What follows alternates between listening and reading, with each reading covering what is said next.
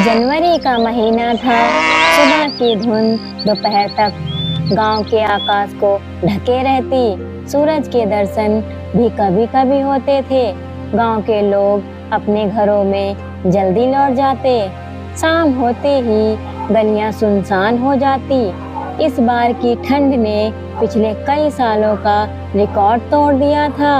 गांव के बाहरी हिस्से में एक पुरानी चौपाल थी, जो अब बस टूटे हुए खंभों और छत के नाम पर कुछ लकड़ियों का सहारा लेकर खड़ी थी। उसी चौपाल के कोने में रहते थे दीनू काका।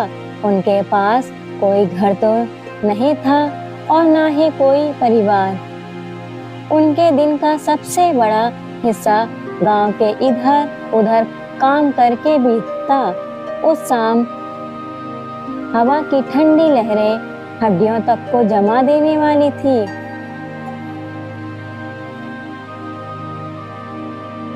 दीनू काका ने अपनी कांपती उंगलियों से लकड़ियां बटोरी। हे भगवान, इस बार की ठंड तो जानलेवा होगी। पता नहीं गांव के और कितने गरीब इस बार की सर्दी झेल पाएंगे। और किसी तरह आग जलाने की कोशिश की। आग धीरे धीरे जलने लगी, लेकिन उसकी गर्माहट इतनी नहीं थी कि सर्दी को हरा सके। दीनू काका अपनी जगह पर बैठे सर्दी को सहने की कोशिश कर रहे थे। अगली सुबह गांव का अमीर व्यापारी धनपति बेटे महेश के साथ वहीं पास से गुजर रहा था।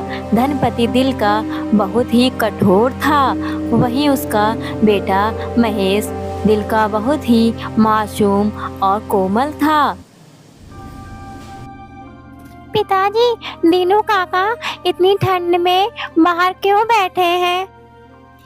अरे बेटा, गरीब लोग ऐसे ही रहते हैं। अपनी किस्मत खुद बनानी पड़ती है। बेटा चलो, देर हो रही है।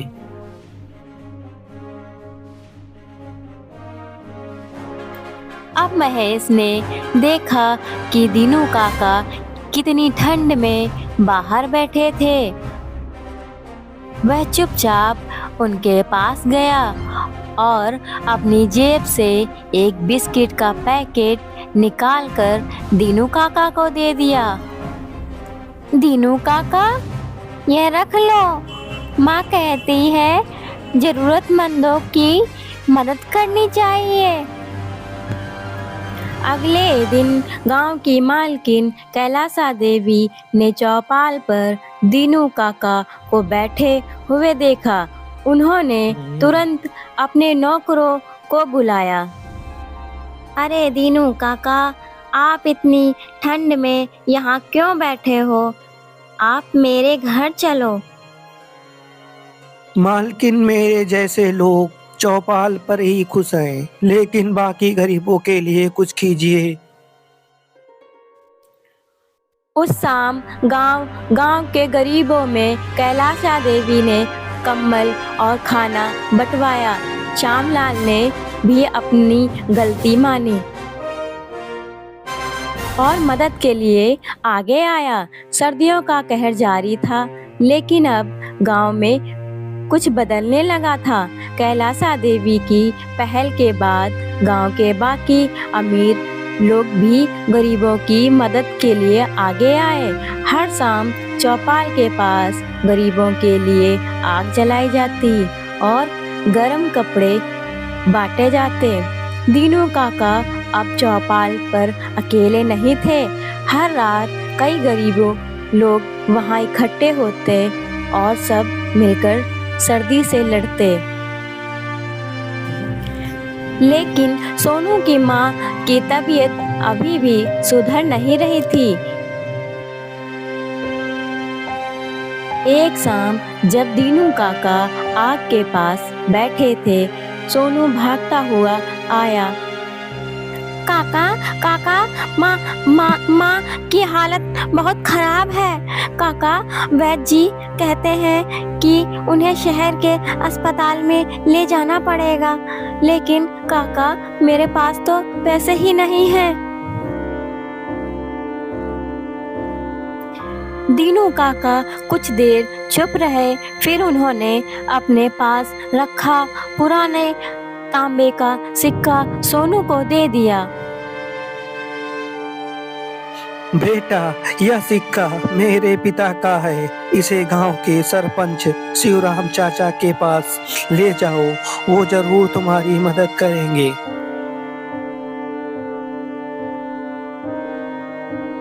सोनू सिक्का लेकर सरपंच शिवराम चाचा के घर पहुंचा। दरवाजा खोलते ही शिवराम चाचा ने रामू की आंखों में चिंता देखी। अरे बेटा, यह सिक्का तो दीनू काका के पिताजी का है। इसका मतलब बहुत गहरा है। चिंता मत करो बेटा, मैं तुम्हारी माँ को अस्पताल ले जाने का इंतजाम करता हूँ। उसी रात सरपंच जी ने गांव के एक ऑटो वाले को बुलाया और सोनू की माँ को शहर ले जाने का इंतजाम किया। इसी बीच महेश को भी सोनू की माँ की हालत का पता चला। वह अपने पिता श्यामलाल के पास गया। पिताजी, हम अमीर हैं, लेकिन अगर हम किसी की मदद नहीं कर सकते तो हमारी दौलत किस काम की? पिताजी,